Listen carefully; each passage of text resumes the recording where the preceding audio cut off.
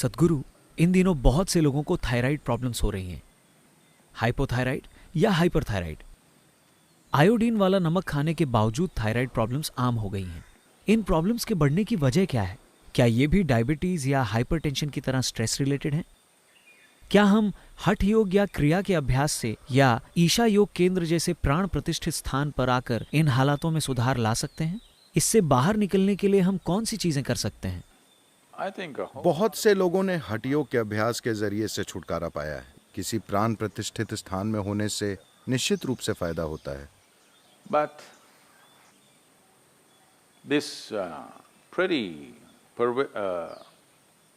widespread. लेकिन ये thyroid imbalance काफी ज्यादा लोगों को होने लगा है। देखिए, हमें इसे समझना होगा। आप जिसे थायराइड कह रहे हैं, योग में हम इन ग्रंथियों को इस तरह से नहीं देखते, लेकिन मेडिकल दृष्टि से आप जिसे थायराइड कह रहे हैं वो आपके भीतर एक ऐसा सिक्रीशन या स्राव है जो आपके सिस्टम को कैलिब्रेट करता है हर रोज।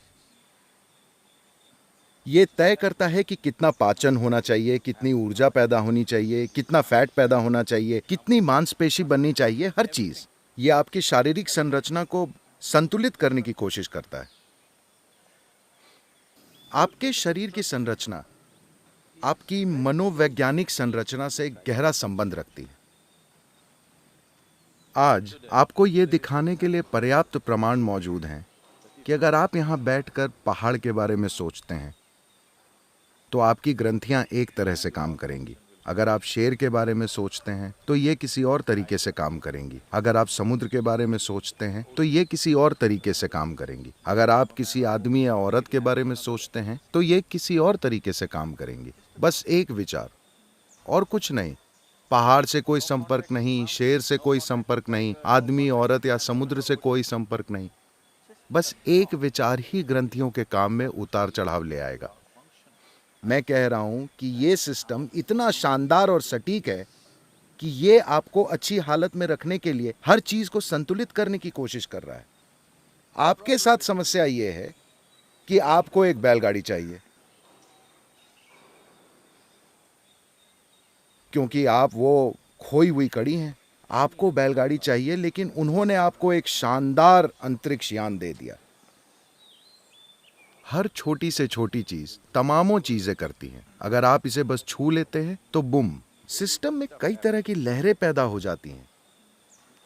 अगर आप बस ऐसे देखते हैं और इस पेड़ के बारे में एक राय बना लेते हैं तो इसमें कई तरह के रासायनिक और दूसरे बदलाव आ जाएंगे।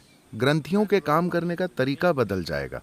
आप जहां कहीं भी हो, मुंबई में हो, न्यूयॉर्क या लंदन में हो या जहां भी हो, जिन जगहों पर आप चल फिर रहे हैं, बस उस परिस्थिति पर गौर कीजिए।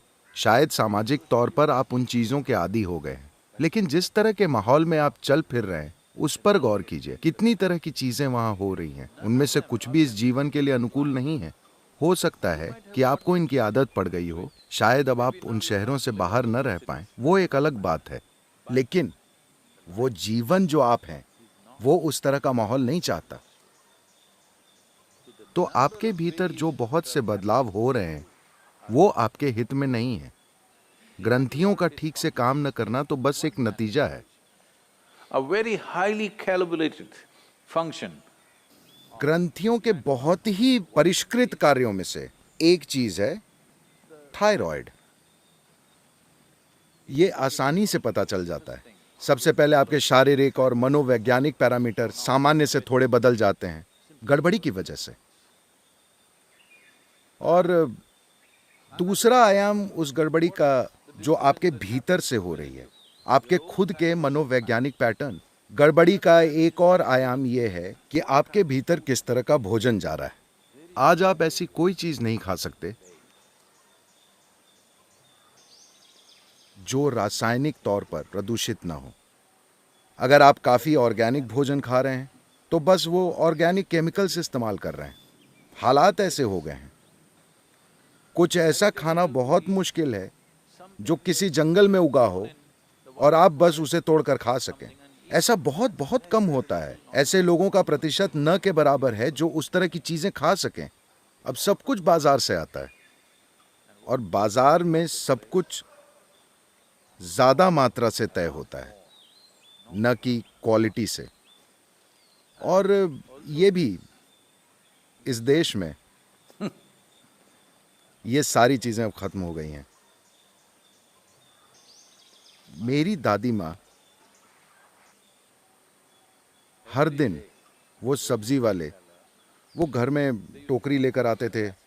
सुबह सुबह ही उन्होंने खेत से सब्जी तोड़ी होगी और 7:30-8 बजे तक वो हमारे दरवाजे पर होते थे। जब वो आते थे तो दादी माँ सब्जियों को देखती थी। जब उन्हें खरीदना होता था तो वो सब्जी वाले को सब्जी छूने भी नहीं देती थी। वही इसे तोड़ कर लाए हैं, वो बिल्कुल ताजी हैं, लेकिन अगर उसे तराजू में रखना हो या उन्हें उसमें से 1, 2, 3, 4 करके चुनना हो तो वो उन्हें सब्जी को छूने नहीं देती थी। तुम मेरी सब्जियों को हाथ मत लगाओ। This is not to ऐसा बैक्टीरिया से बचने के लिए नहीं था। वो नहीं चाहती थी कि वो आदमी या औरत उन सब्जियों को छुए जिन्हें उनके बच्चे और नाती पोते खाएंगे। वो उन्हें एक खास तरह से छूती थी, उन्हें सहलाती थी, बहुत प्यार के साथ उन्हें हर तरह से देखती थी और फिर उन्हें काट कर बनाती थी। ये मत सोचिए कि अजीब बर्ताव है। अगर आपके जीवन में ये सारी चीज़ें मौजूद नहीं हैं तो आपको अपनी ग्रंथियों को ठीक रखने के लिए गोलियां खानी पड़ेंगी, और गोली निगलने से इनमें संतुलन नहीं आने वाला। आप इसे दबा सकते हैं, आप इसे सही संतुलन में नहीं ला सकते। ये नहीं होगा, क्योंकि हर दिन ये अलग होता है, हर पल ये अलग होता है। ये कैलिब्रेशन है, एक बहुत सक्रिय कैलिब्रेशन होता रहता है। आप इसे मार देते हैं और बस एक गोली लेते हैं और किसी तरह काम चलाते हैं, यानी कि आप थोड़ी खराब मशीन हैं। इस खराबी के साथ मशीन की ये खराबी कई तरह से जाहिर होगी और आपको इसका पता तभी चलेगा जब आप इसे हद के पार ले जाएंगे।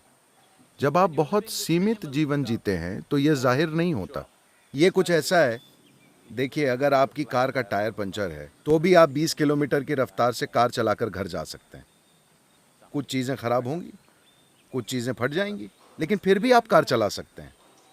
अगर आप 200 किलोमीटर प्रति घंटे की रफ्तार पर हैं और तब अगर टायर पंचर होता है तो आप जानते हैं कि आप सड़क से बाहर उड़ जाएंगे। तो बस यही बात है। अगर इन सब चीज़ों को ठीक से संभाला गया है, अब अगर आप अपने जीवन को एक काफ़ी ज़्यादा ऊंचे स्तर पर काम करने के लिए ले जाते हैं तो भी ये आराम से चलेगा। उस संतुलन को लाए बिना अगर आप अपने जीवन की गति बढ़ाते हैं तो ये डगमगाने लगेगा। आप अपने आसपास हर दिन ऐसा होते देखते होंगे। तो अपने जीवन में उतनी लागत लगाने के लिए, खैर, आप अपने शहर को छोड़कर जंगल में रहने नहीं जा सकते, आप अपने माहौल को छोड़कर दूर नहीं जा सकते। आपको कम से कम खुद को इतना सक्षम बनाना होगा कि उन चीजों का आप पर ज्यादा असर ना हो। वैसे भी इनका असर तो होगा, लेकिन सवाल है कि कितना असर होगा। कम से कम अपने घर में, अपने आसपास कुछ पौधे लगाइए। अगर खुली जगह ना हो तो अपने कमरे में ही लगा लीजिए। हो सकता है कि ये थोड़ा अजीब लगे। आधी छत को खोल दीजिए। अरे लेकिन सदगुरु, ऊपर एक और मंजिल है। ठीक है, एक दीवार हटा दीजिए ताकि आपको थोड़ी सूरज की रोशनी मिले। हाँ, ऐसा ना हो कि घर हर तरफ से बंद हो और हर समय बस एक एसी बर्र करता रहे। यह भी एक चीज है। आपके आसपास मौजूद ध्वनियों की गूंज इस शरीर को पूरी तरह से झकझोर रही है, हर समय बर्र। खासकर जब मैं देश से बाहर होता हूं, खासकर अमेरिका में, यूरोप में भी वहां थोड़ा बेहतर है, लेकिन अमेरिका में हर समय कुछ न कुछ गूंजता रहता है। हर समय जब मैं यहां आता हूं तो लगता है बस बिल्कुल शांत, जो आपको जीवंत बनाता है। जब हर चीज गूंजती रहती है तो आप बस पुफ। ज्यादातर लोग इसके प्रति जागरूक नहीं हैं, लेकिन ये उनके साथ हो रहा है। उनके दिन में 8 घंटे सोने से ये साफ साबित होता है। ऐसा इसलिए हो रहा है क्योंकि वो अपने प्राकृतिक वातावरण में नहीं रह रहे। वो सोकर खुद को सुरक्षित रखने की कोशिश कर रहे हैं। तो खुद को बीमारी से बचाने के लिए, खुद को मानसिक रोगों से बचाने के लिए, खुद को हर तरह के असंतुलन से बचाने के लिए आप दिन में 8-10 घंटे की नींद लेते हैं। यानी आधा जीवन आप मरे पड़े रहते हैं। मौत हमेशा एक आसान हल होती है, लेकिन हमें ऐसा हल नहीं चाहिए। हम जीवन के हल को खोज रहे हैं, अंत के हल को नहीं। किसी चीज का अंत करना उसका हल होता है ना? हल है या नहीं? हल है, लेकिन हमें वैसा हल नहीं चाहिए। हम यहीं रहना चाहते हैं, जिंदा और पूरे हल के साथ। तो अगर ऐसा होना है तो शायद आप थोड़े अजीब लगें, मुझे भी आप अजीब लगेंगे, लेकिन आप जहां सोते हैं वहां कुछ पौधे लगा कर रख सकते हैं। जब आप चलते हैं तो आपको इंसानों के अलावा दूसरे जीवनों के प्रति हमेशा जागरूक रहना चाहिए। ज्यादातर लोग इंसानों के प्रति ही जागरूक नहीं होते, तो मैं आपको याद दिला रहा हूं, आपको हर उस चीज के प्रति जागरूक रहना होगा जो जीवित है। एक पेड़, एक पौधा, एक घास का तिनका, एक कूदता हुआ टिड्डा, और आपके पास से गुजरने वाले वो लोग जिन्हें आप पसंद नहीं करते। हर तरह की चीजें, हर चीज के प्रति आपको जिंदा होना चाहिए। वो ये बोलने की जरूरत नहीं है, ओ मुझे इस पेड़ से प्यार है। आपको पेड़ से प्यार करने की जरूरत नहीं है।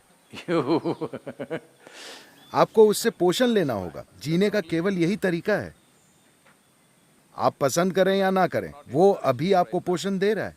अगर आप ये सचेतन होकर करते हैं तो हर चीजें बेहतर काम करेंगी। अपने आसपास की हर चीज के प्रति जीवंत होना, बिना किसी भेदभाव के। ऐसी साधारण चीज आपके थायराइड की समस्या को संतुलित कर सकती है। Of course. बेशक सुबह हठ योग तो है ही, क्रियाएं भी हैं। ये सभी चीजें निश्चित रूप से मदद करेंगी और शक्तिशाली रूप से प्राण प्रतिष्ठित स्थान भी हैं। कई चीजें हैं। एक मुख्य कारण यह है कि इंसान कम और कम सक्रिय होते जा रहे हैं जैसे जैसे तकनीक का विकास हो रहा है। एक दिन में औसतन एक औसत इंसान, How much activity, physical activity? पिछली पीढ़ियों के लोग कितनी ज्यादा शारीरिक मेहनत किया करते थे, और अभी हम सब जितनी शारीरिक मेहनत कर रहे हैं वो बहुत ही कम है। इतने कम स्तर की सक्रियता के साथ सिस्टम में संतुलन रखना मुश्किल है। तो थोड़ा सा असंतुलन होने पर आप जाकर बिस्तर पर मत लेटिए। अगर आप थोड़ा असंतुलन महसूस कर रहे हैं तो आपको ढेर सारे काम में कूद पड़ना चाहिए। जहां भी जोश और उत्साह के साथ कोई काम चल रहा हो, आपको उस काम में कूद पड़ना चाहिए और उससे ज्यादा और ज्यादा कीजिए। अगर आप बीमार महसूस कर रहे हैं तो ज्यादा से ज्यादा काम कीजिए, वाकई, क्योंकि जिस पल आप पीछे हटते हैं आप बीमारी को मजबूत बनाते हैं। अगर आप बहुत ज्यादा बीमार हैं तो वो अलग बात है, वरना आपको, हम असल में ग्रंथियों की कई तरह की गड़बड़ियों की बात कर रहे हैं। शरीर से काम लेना एक आसान समाधान है। शरीर से काम लेना यानी, जो लोग न्यूयॉर्क में रहते हैं, मैं आपको बता रहा हूं, काम लेने का मतलब ये नहीं कि आपके पास कलाई पर वो हेल्थ बैंड है।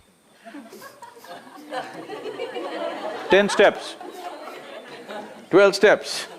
ऐसा मत कीजिए, ये शरीर से काम लेने का तरीका नहीं है। ऐसा करने से बीमार पड़ने की संभावना ज्यादा है। बस यूं ही खुशी के साथ कुछ कीजिए, खुश और जिंदा रहिए। काम तो सिर्फ, अगर आप ये नहीं जानते कि यहां बैठे बैठे पूरी तरह से जिंदा कैसे रहना है, तो जाकर कुछ खेलिए, कोई खेल खेलिए, बस यहां वहां दौड़िए, चलते समय टिड्डे की नकल कीजिए, कोशिश कीजिए। क्यों नहीं? आपने कभी किया नहीं? आपके साथ यही तो समस्या है। जब आप जाएंगे तो मैं देखना चाहता हूं कि, चूंकि आप घास पर चलने जा रहे हैं, बेहतर होगा कि आप टिड्डे की तरह चलें। Chuk, chuk, chuk, chuk, chuk. आप देखेंगे आपके अंदर कितनी जीवंतता आ जाएगी।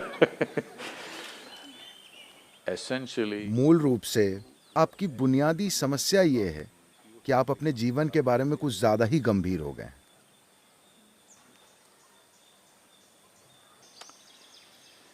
तो हमें आपको दोबारा याद दिलाना होगा कि वैसे भी आप मर जाएंगे, तो इस बारे में इतना गंभीर मत होइए, क्योंकि इसे खत्म होने में समय नहीं लगेगा।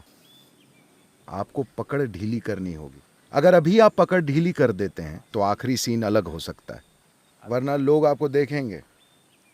आपके साथ होने वाली ये बहुत बड़ी बात होगी, आपने पकड़ ढीली कर दी। अभी से अगर आप पकड़ ढीली कर दें तो आप देखेंगे कि आपका जीवन बहुत शानदार होगा।